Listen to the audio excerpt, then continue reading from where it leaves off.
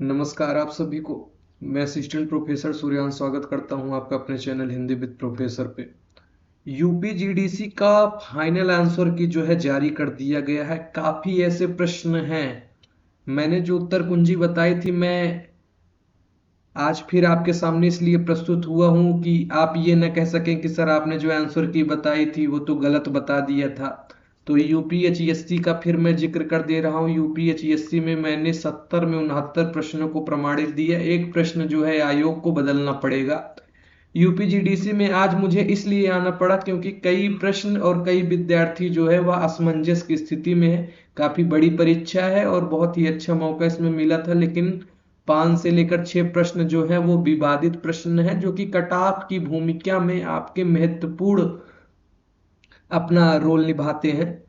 मैं प्रश्न पत्रों पर पहले बात कर लेता हूं। उन प्रश्नों को मैं शुरू से दिखाऊंगा जो प्रश्न आपके परीक्षा में पूछे गए हैं और विवादित प्रश्न हैं, उसको प्रूफ के साथ आपके सामने लाया हूं। जो भी विद्यार्थी नए हैं, पहले तो वो चैनल को जरूर सब्सक्राइब करें, क्योंकि आपके पास नोटिफिकेशन नहीं जाता है, और जब नोटिफिकेशन नहीं जाता है तो इतनी महत्वपूर्ण चीजें आपको मिल नहीं पाती हैं। टेलीग्राम का लिंक मैं दूंगा और उसी पर सारे प्रूफ को मैं बताऊंगा कि कौन सी किताब से क्या प्रूफ आपको लगाना है, प्रामाणिक किताबें हैं और कैसे क्या है, सारी चीजें वहां पे वो मिल जाएंगी। तो इसलिए जो है चैनल से जुड़ना आप मत भूलिए। मैं शुरू से प्रश्नों को रख रहा हूं, इसलिए रख रहा हूं क्योंकि उत्तर तो आपको मैंने हल करवा दिया है, वो तो ठीक है, अपने अपने विचार हैं। जिसका जो प्रश्न सही रहता है वो चाहता है कि मेरा प्रश्न किसी भी प्रकार से जो आयोग माना है वही सही हो जाए, और जिन विद्यार्थियों का गलत रहता है वह तो ढूंढते ही रहते हैं किसी न किसी में कमी मिल जाए।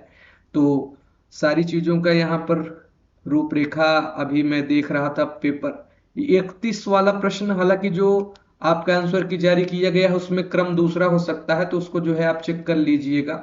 मेरी आत्मकहानी, ये सब मैंने सही हल करवाया था, ये भी जो है सही हल करवाया था। ये सारे प्रश्न सही हैं। कटाव पर भी मैं फिर से चर्चा करूंगा, जो पुरानी कटाव थी उसको छोड़िए।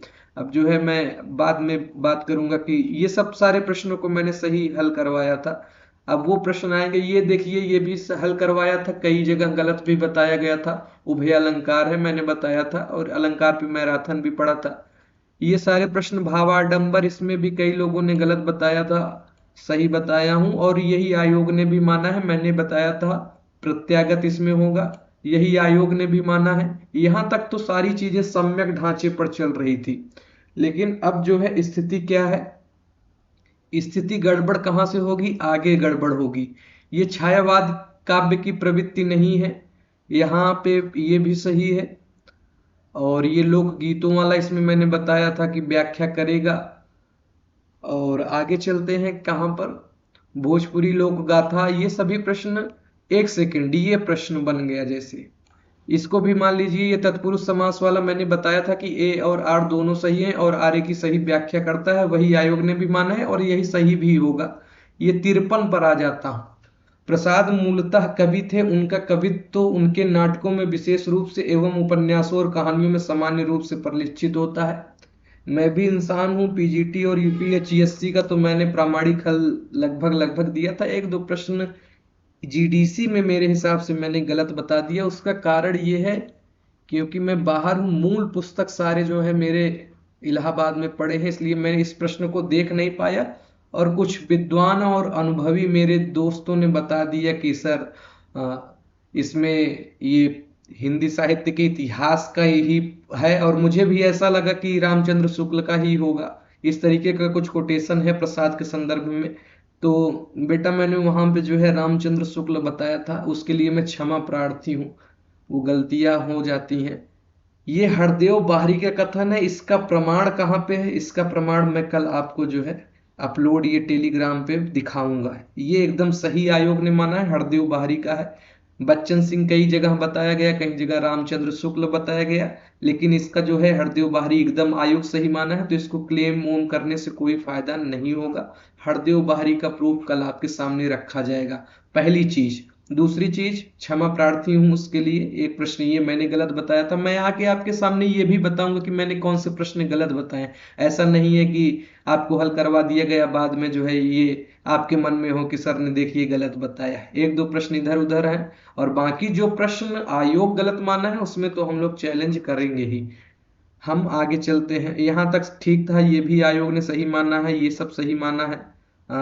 अब ये देखिए मैंने क्या बता दिया इसमें, 56 में मैंने बहुत ही श्योरिटी के साथ बताया था। बहुत ही मुझे लग रहा था कि तत्सम और तद्भव शब्दों में रूप की भिन्नता के साथ बहुधा अर्थ की भिन्नता भी होती है।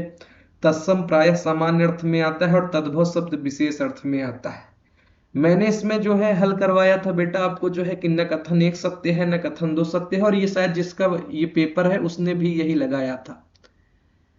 आयोग ने जो माना है कथन एक एवं कथन दो दोनों सत्य है। अभी उस समय मैं जब हल करवा रहा तो मैं शायद सही तरीके से पढ़ा नहीं, या मेरे पास कामता प्रसाद गुरु की किताब भी उपलब्ध नहीं है। मैं जाऊंगा तो सारी किताबों को अपने पास लाऊंगा। कामता प्रसाद गुरु से ये प्रश्न बना है कि तत्सम और तद्भव शब्दों में रूप की भिन्नता के साथ बहुधा अर्थ की भिन्नता भी होती है, ऐसा लोगों ने अभी तक बताया है। जब तक मैं नहीं देख लूंगा आपको नहीं बताऊंगा कि ये कामता प्रसाद गुरु से। ये संशय वाला प्रश्न है, डाउट वाला प्रश्न है। इसको जो है अभी आप जोड़िएगा मत अपने कट ऑफ में, ठीक है। इसको मुझे ऐसा लगता है कि तत्सम शब्द जो है वह प्राय सामान्य अर्थ में आते हैं। हाँ ठीक है, संस्कृत से लिए गए शब्द हैं, ये बात ठीक है, सामान्य अर्थ में आते हैं। कहीं ऐसा मुझे लगता है कि ये बातें जो है वह थोड़ा सा कंट्राडिक्ट कर रही हैं, अंतर विरोध पैदा कर रही हैं। ये उल्टा मेरे हिसाब से लिखा गया है। और बाकी मैं इसको देखता हूं। अगर कामता प्रसाद गुरु है तब तो फिर आयोग सही ही मानेगा, उसमें कोई गलत की बात नहीं है। ये प्रश्न हटाइए, इस पर इसको कथन एक एवं दोनों सत्य मानकर ही चलिए। अगर कामता प्रसाद गुरु में आपको मिल जाता है तो ठीक है। हम आगे चलते हैं। जो प्रश्न एकदम गलत इन्होंने दिया है उस पर चर्चा करेंगे। ये प्रश्न मैंने बताया था, वही आयोग ने भी माना है। मैंने बताया था 2002 की रचना है कुमुद शर्मा इत्यादि की। हाँ, स्त्री विमर्श वही आयोग ने भी माना है। ठीक है, इन सभी प्रश्नों को जो है सही बताया गया। कुछ प्रश्न, इंदु पत्रिका ने हिंदी कहानी को गति और दिशा प्रदान की। इसके आरंभिक अंकों में गुलाम चंदा और आदि कहानियां प्रकाशित हुई। मैंने इसलिए बताया कि इसमें RA की सही व्याख्या इसलिए करेगा क्योंकि इसको कारण में आप पढ़ेंगे तो इसके आरंभिक अंकों में आग गुलाम चंदा आदि कहानियां प्रकाशित हुई। जिसका गलत रहता है वो तो आके जो है कमेंट या मैसेज करता है व्हाट्सएप पर कि सर जो है आप इसका बता रहे हैं। अब जिसका गलत होगा स्वाभाविक है, हम लोग भी ऐसा करते थे कि अपना किसी प्रकार से सही हो जाए ना। तो यही है पेपर का महत्व, इसमें एकता उकता सब समाप्त हो जाती है। ठीक है, अपना एक एक नंबर का महत्व होता है। तो इसमें मैं कई विद्यार्थी कहे कि सर व्याख्या कैसे करेगा, व्याख्या कैसे करेगा। तो व्याख्या करेगा, और वही आयोग ने भी माना है। अगर इसका प्रूफ भी लगाएंगे तब भी नहीं मानेगा। प्रूफ इसमें लगाएंगे कहा, आग गुलाम चंदा आदि कहानियां प्रकाशित हुई। अब ये सब तो ठीक है, ये सब सरल प्रश्न थे। यहाँ सब तक तो सारी बातें सही चल रही थी। अब मैं और प्रश्नों पर आता हूँ। प्रश्न ढूंढना थोड़ा सा पड़ रहा है। हाँ, एक प्रश्न इसको लेकर विवाद की स्थिति बनी हुई है कि देवनगर में प्रचार के कारण यह देवनागरी लिपि कहलाई। नागरी नाम ललित विस्तार में उल्लेखित नाग लिपि के आधार पर यह स्वीकार किया गया।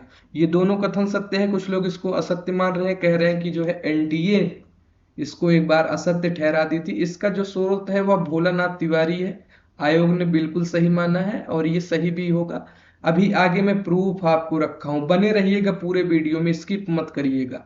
सारे प्रूफ आगे रखे हैं पेज नंबर के साथ, उसको जरूर देखिए। और कहाँ से क्लेम करना है, कैसे करना है, सारी चीजें बताई जाएंगी।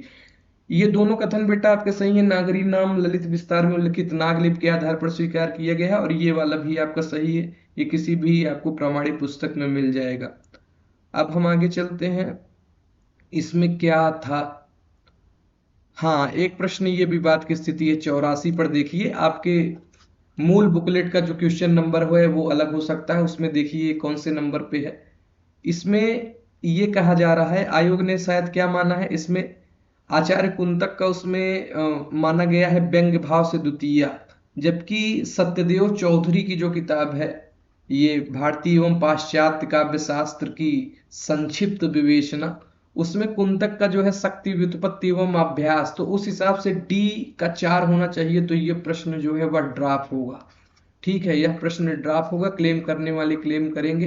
हालांकि जो है एक प्रकार से देखा जाए तो आयोग इस हिसाब से माना होगा कि मम्मट का तो भाई शक्ति, व्युत्पत्ति, प्रतिभा ये सब जो है माना ही था, तो आयोग उसी हिसाब से चला था। लेकिन कुंतक का भी शक्ति, व्युत्पत्ति एवं अभ्यास मिलता है, तो ये प्रश्न जो है ड्राफ्ट होने के कगार पे है।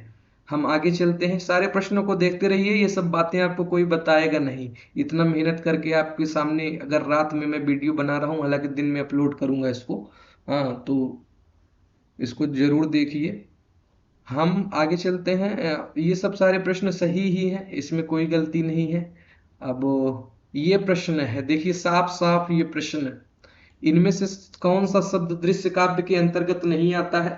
तो दृश्य काव्य के अंतर्गत जो है वह आख्यायिका विद्यार्थियों ने करा है, और आयोग ने क्या आंसर माना है? भाड़ माना है। रूपक एवं उपरूपक जो है उसके भेद होते हैं, 10 एवं 18 जो भी भेद होते हैं, उसके अंतर्गत तो भाड़ भी आता है। भाड़ एक अंकी एक पात्रीय नाटक होता है। हाँ, तो ये दृश्य काव्य के अंतर्गत है। ये प्रश्न जो है आपका ड्राफ्ट होगा, ठीक है। या तो नहीं, ड्राफ्ट क्या होगा, इसका आंसर जो है आख्यायिका ही माना जाएगा, तो जिसका सही होगा वो उत्तर माना जाएगा, ठीक है। एक ये प्रश्न हो गया। अभी तक लगभग 5 प्रश्न मिल चुके हैं। ये इन लोगों की लापरवाही है, मेरे हिसाब से क्लेम का पैसा भी लगता होगा, तो पैसा जो है बटोरने की प्रक्रियाएं हैं। अब उसमें क्या ही टिप्पणी किया जाए, ऐसे नेट में भी होता है, जानबूझकर बताइए। ये सब प्रश्न तो सरल प्रश्न है, मेरे हिसाब से इनको गलत नहीं डालना चाहिए। आगे इसका प्रूफ रखा है, हम आगे चलते हैं। ये प्रश्न है, अब इसको लेकर विद्यार्थी मुझे कहेंगे कि सर जो है आपने तो गलत हल करवाया था। हाँ, तो अपना अपना दृष्टिकोण होता है, उसी दृष्टिकोण के हिसाब से सारी चीजें चलती हैं, और उसी हिसाब से जीवन भी चलता है। दृष्टिकोण, नजरिया सबका अलग अलग हो सकता है। कोई मेरी बातों को पसंद करता होगा तो कोई सिर्फ करके चला जाता होगा, ठीक है। जिसका ये प्रश्न सही होगा उसने तो जो है कहा कि सर काव्य में दिखाई देता है, बिल्कुल दिखाई देता है। मैंने जो पिछली बार भी बताया था कि काव्य में भी दिखाई देता है, निबंध में भी दिखाई देता है। मेरा दृष्टिकोण था कि छायावाद युग में जीवन के प्रति भावात्मक दृष्टिकोण प्रमुख रूप से निबंधों में दिखाई देता है। ये शब्द उस समय मैं उतना गौर नहीं किया, प्रमुख रूप से निबंधों में दिखाई देता है, तो ये प्रमुख शब्द जो आया है इसके कारण हो सके आयोग। लेकिन अभी धैर्य बनाकर रखिए, क्लेम करने वाले इस पर भी है, और जो क्लेम कर रहे हैं ऐसा नहीं है वो सभी जो है असिस्टेंट प्रोफेसर की जाप पे हैं, या फिर कोई और भी है, अपने अपनी विद्वता है, अपने अपनी नजरिया है। वो लोग इसलिए कर रहे हैं क्योंकि रामचंद्र तिवारी में है। रामचंद्र तिवारी में यही सीधा सीधा ये लिखा गया है कि परिलक्षित होता है, लक्षित का मतलब ही होता है कि दिखाई पड़ता है। सेम यही कथन है, आगे मैं रखा हूं, तो उस हिसाब से क्लेम करने वाले करेंगे, और जिसका गलत है वो तो करेगा ही, और जिसका सही है वो तो उसको तो दुख होगा ही, ठीक है। तो इसमें मैं कोई टिप्पणी नहीं करना चाहता हूँ, मेरा दृष्टिकोण जो था उस हिसाब से मैंने बताया था, और ये वाला तो सही ही था। इसी वाले में थोड़ा संशय है, काव्य को लेकर है, तो अगर बहुत होगा तो ये भी प्रश्न जो है आपका ड्राफ्ट हो जाएगा, ठीक है। अब हम आगे चलते हैं और प्रश्नों पर चलते हैं। ये सब सही है, ये सब सही है। एक शायद अंग्रेज वाला कोई था, उसको भी लेकर विवादित स्थिति बनी है, रुकिए देखते हैं कहाँ गया वो अंग्रेज वाला। हाँ, ये आ गया अंग्रेज वाला। हिंदी को राष्ट्रीय भाषा बनाने का प्रयास अंग्रेजों द्वारा आरंभ किए गए थे। अब इसको जो है ये लगभग विद्यार्थियों ने तो इसको मेरे हिसाब से 95 या 99% विद्यार्थियों ने इसको गलत ही किया होगा, लेकिन आयोग ने सही माना है। हिंदी को राष्ट्रीय भाषा बनाने के प्रयास अंग्रेजों द्वारा प्रारंभ किए गए थे। प्रयास शब्द जो है ये थोड़ा बहुत आयोग की ओर बढ़ता है, क्योंकि हिंदी को राष्ट्रीय भाषा, लेकिन एक प्रकार से देखा जाए तो ये प्रश्न भी मेरे हिसाब से वो ड्राप या जो भी आयोग इसको बदलता है उत्तर। अब देखते हैं इसका प्रूफ, तो वैसे कुछ आप ढूंढिए, इसका प्रूफ मुझे अभी नहीं मिला है। एक इसी के जस्ट बगल वाला प्रश्न है 106 पे, देखते हैं। 106 सही है, इसको मैंने सही करवाया, बाकी सभी प्रश्न और सही है, सही करवाया है मैंने।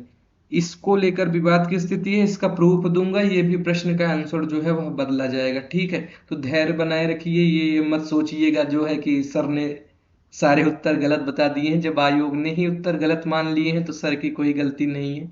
इसको जो है इन्होंने क्या मान लिया है कि हिंदी में केवल पुल्लिंग एवं स्त्रीलिंग होता है, संस्कृत पाली प्राकृत और अपभ्रंश में पुल्लिंग स्त्रीलिंग एवं नपुंसक लिंग होते हैं। कई लोगों का सही है और कई लोगों का गलत है। जिनका गलत है वो काफी परेशान है और कई जगह से प्रूफ ढूंढे हैं और वो प्रूफ प्रामाणिक भी है। 2-3 पुस्तकों में साफ साफ मिलता है, आगे रखा गया है।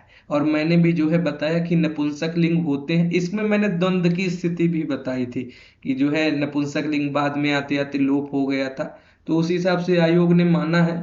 और संस्कृत पाली और प्राकृत अपभ्रंश में पुल्लिंग स्त्रीलिंग एवं नपुंसक लिंग होते हैं, तो नपुंसक लिंग का लोप मानकर ही चलिए। ये प्रश्न भी हो सके ड्रॉप हो, बदले नहीं जाएगा, ये सब प्रश्न हो सके ड्रॉप हो जाए, ठीक है, कि इसका नंबर जो है सबको मिल जाएगा। अभी यही सब जो है कट ऑफ पर आपका महत्वपूर्ण भूमिका निर्धारित करेंगे। आगे कट ऑफ पर भी चर्चा करूंगा। एक चीज ये हो गई आपकी, हम संस्कृत पाली प्राकृत और अपभ्रंश में पुल्लिंग स्त्रीलिंग और नपुंसक लिंग होते हैं, हिंदी में केवल पुल्लिंग एवं स्त्रीलिंग होते हैं। ये वाला प्रश्न आप बुकलेट में देखिएगा और कमेंट करिएगा कि कितने नंबर पे है। हाँ, तो अब हम आगे देखते हैं। आगे और कौन सा प्रश्न है? इतने प्रश्न हो गए।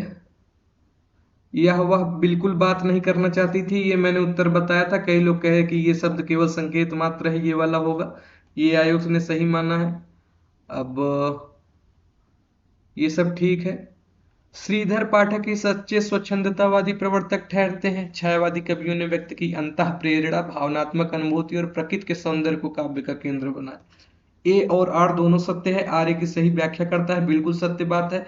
हल करवाते समय जो है मैंने क्या बताया था कि ही के कारण गलत होगा, लेकिन 1 मिनट बाद ही जस्ट उसके हल करवाते समय ही कमेंट में अपडेट कर दिया था कि ये रामचंद्र शुक्ल के हिंदी साहित्य के इतिहास की पुस्तक है, तो उस हिसाब से व्याख्या होगा। और कमेंट में जो है आप जाकर देख सकते हैं, छेड़े एगो दिखाएगा, एगो का मतलब पहले।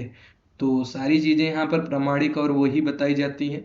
तो उस हिसाब से मैंने लिख दिया था उसी समय की व्याख्या करेगा, और सही भी है, व्याख्या करेगा, इसको आयोग बदलेगा नहीं। हाँ ठीक है। एक ये प्रश्न था और ये प्रश्न 120 प्रश्न ये आपके हो गए। अब मैं चलता हूँ, आपको वो दिखाता हूँ कि प्रूफ कौन कौन से है। ये प्रश्न है बेटा, इसको जो है नोट कर लीजिएगा, जो जो प्रश्न बताया गया है। एक तो ये भाड़ वाला एकदम बदलेगा, ये नपुंसक लिंग वाला ड्रॉप हो जाएगा, ये भाषा वाला भी हो सके ड्रॉप हो जाए, राष्ट्रीय भाषा वाला, हाँ? और ये शक्ति व्युत्पत्ति प्रतिभा जो है ये भी प्रामाणिक ही है, तो ये भी ये प्रश्न भी ड्रॉप हो जाएगा क्योंकि ऑप्शन उस हिसाब से मैच नहीं खाते हैं। और बाकी चलते हैं। देखिए अब यही सब कट ऑफ में जो गंभीर विद्यार्थी है उसका तो नुकसान करते हैं ये लोग, हाँ? गंभीर विद्यार्थियों का नुकसान होता है जो पढ़ता है। जिसके प्रश्न सही रहते हैं वो बाद में सबको नंबर मिल जाते हैं। खैर चलते हैं, उसको देखते हैं। अब मैं उन प्रश्नों को प्रूफ के साथ रखता हूं।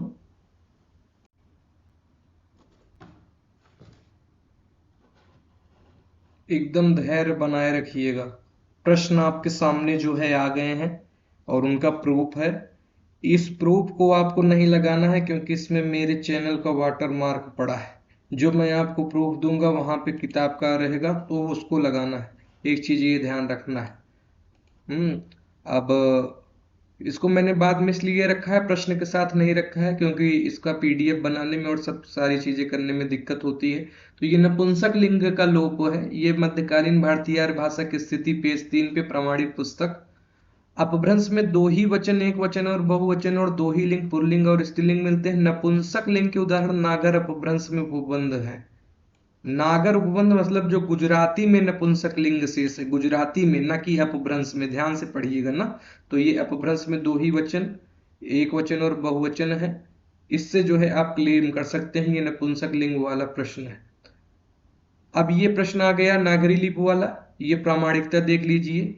यह नाम कैसे पड़ा? गुजरात के नागर ब्राह्मणों द्वारा, और प्रमुख रूप से ये ललित विस्तार में उल्लिखित नाग लिपि ही नागरी अर्थात नाग से नागर शब्द का संबंध है। ये दोनों कथन सत्य हैं। ये भोलानाथ तिवारी यहाँ पर लिख दे रहा हूं, नहीं कहेंगे कि कहाँ का पुस्तक है। ये भोलानाथ तिवारी की पुस्तक है और वहीं से ये प्रश्न है। ठीक है, अब मैं चलता हूँ। ये अपभ्रंश में दो ही वचन, एक वचन और ये दो वचन, ये तो हो गया। अब ये दृश्य काव्य मीमांसा वाला ये प्रश्न है, इसको देख लीजिए। किसी की स्थिति विशेष का अनुसरण नाट्य अभिनय कहलाता है। दृश्य काव्य के भीतर जो है दो भेद संस्कृत में मिलते हैं, रूपक और उपरूपक। रूपक के 10 और उपरूपक के 18 भेद माने गए हैं। इसी जो है दृश्य काव्य के अंतर्गत भाड़ आता है। क्या आता है? भाड़ आता है। तो ये प्रश्न जो है आयोग को बदलना पड़ेगा। और मैं आगे चलता हूं। छायावाद युग में जो है ये इसका क्या है? छायावाद युग हिंदी निबंध साहित्य। छायावाद युग में जीवन के प्रति भावात्मक दृष्टिकोण की प्रधानता के कारण निबंध लेखकों में भी भावुकता की प्रवृत्ति प्रधान रूप से कार्य करती हुई लक्षित होती है। लक्षित का मतलब दिखता है। कुछ लोग जो है कमेंट करते हैं, हालांकि विद्यार्थी हैं हम लोग भी, जैसे अपने जमाने में अपने आप को बहुत श्रेष्ठ समझते थे कि लगता था कभी कभी टीचर से ज्यादा खुद ही को ज्ञान है। लेकिन तो उसमें एक कमेंट शायद किसी विद्यार्थी का आया था, हो सके उसका दृष्टिकोण दूसरा हो कि सर आपने आगे का तो पढ़ा ही नहीं है। तो मैंने आगे का पढ़ा था ऐसा नहीं है बेटा, किंतु कई प्रतिभा संपन्न रचनाकारों ने इस प्रवृत्ति का अतिक्रमण भी किया है। रचनाकारों में, उस युग के निबंध लेखकों में। बात यहाँ पर देखिए, आपने जो कहा कि काव्य विधा में जो है भावात्मक दृष्टिकोण दिखाई पड़ता है, ये तो बच्चों बच्चों को पता है कि छायावाद में जो है काव्यात्मक अनुभूति या संकलात्मक अनुभूति, प्रसाद से लेके पंत से लेके महादेवी वर्मा में सभी में भावात्मक दृष्टिकोण दिखाई देता है। तो सर ने क्यों निबंध में बता दिया? निबंध में बताने के पीछे का कारण जो है वह मैं स्पष्ट करना चाहता हूं कि निबंध में भी आप बुद्धि के तर्क के बावजूद जो है, बुद्धि या तर्क के बावजूद, चाहे आप रामचंद्र शुक्ल की श्रद्धा भक्ति को देख लीजिए यहाँ, तो इस प्रकार के निबंधों में भावात्मक दृष्टिकोण को आधार बना के राय कृष्णदास के कई ऐसे निबंध पड़े हैं छायावाद के, जिसमें आपका भावात्मक दृष्टिकोण, और यही सेम लाइन छायावाद युग में जीवन के प्रति भावात्मक दृष्टिकोण की प्रधानता के कारण निबंध लेखकों में भी भावुकता की प्रवृत्ति प्रधान रूप से कार्य करती हुई लक्षित होती है। ठीक है, तो उस हिसाब से मैंने बताया था। और यदि आपको लगता हो आपका वाला सही है तो बिल्कुल जो है आपको, इसको तो क्लेम करने वाले क्लेम कर ही रहे हैं, अब हम और आप क्या कर सकते हैं? जिसका सही है उसका तो सही है, जिसका गलत है वो तो क्लेम करेगा ही, और आयोग जो है वह बदलेगा भी है। ठीक है, तो छायावाद युग की सौंदर्य दृष्टि से भी उन्होंने प्रभाव ग्रहण किया, ये सब है। अब ये काव्य हेतु वाला है। काव्य हेतु का यहाँ पर एक चीज देखते हैं। ये देखिए, कुंतक ने शक्ति व्युत्पत्ति और अभ्यास को जो है मान लिया है। ये सत्यदेव चौधरी की किताब है, भारतीय एवं पाश्चात्य काव्य शास्त्र का विवेचन।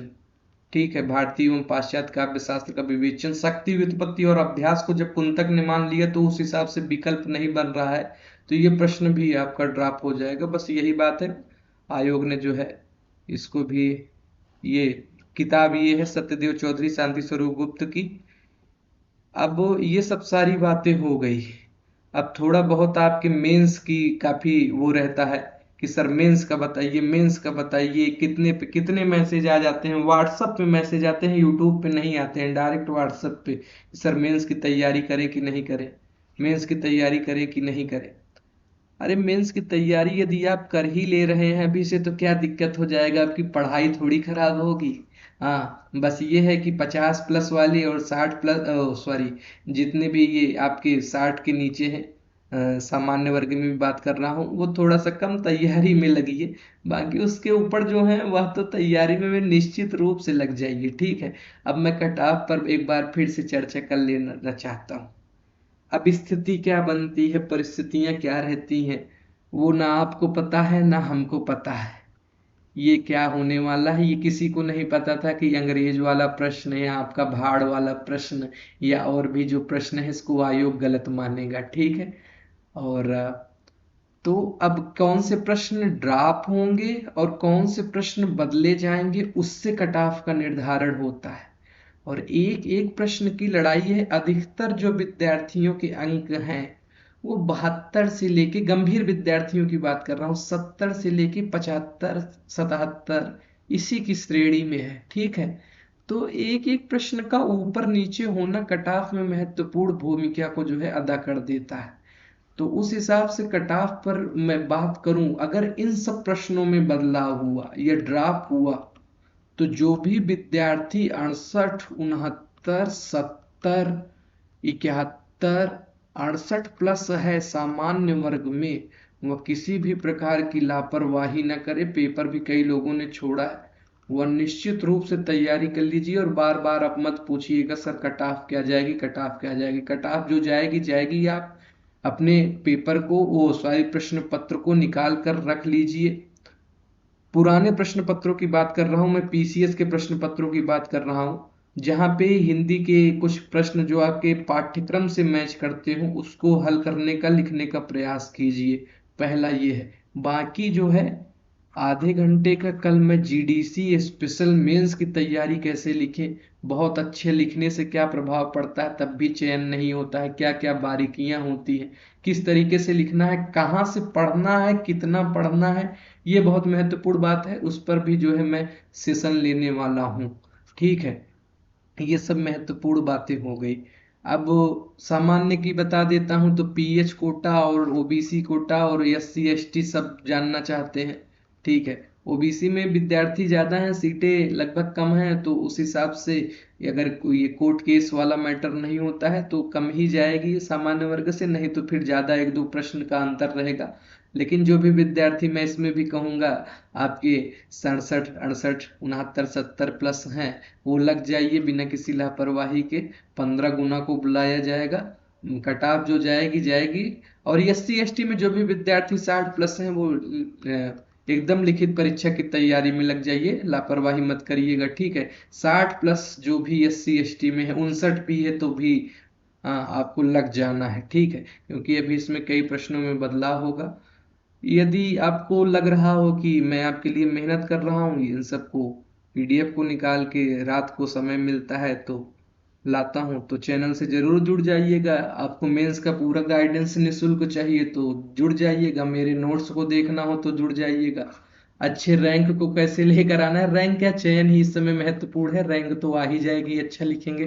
ठीक है, तो ये सब सारी चीजें हैं, तो चैनल से जरूर जुड़िए। बार बार कह देता हूँ, लाइक करना भूल जाते हैं, जब लाइक नहीं करेंगे तो यूट्यूब एल्गोरिदम उसका जो है वो आगे पुश नहीं करता है चैनल को। तो लाइक भी कर दीजिएगा। बहुत बहुत धन्यवाद आप लोगों का।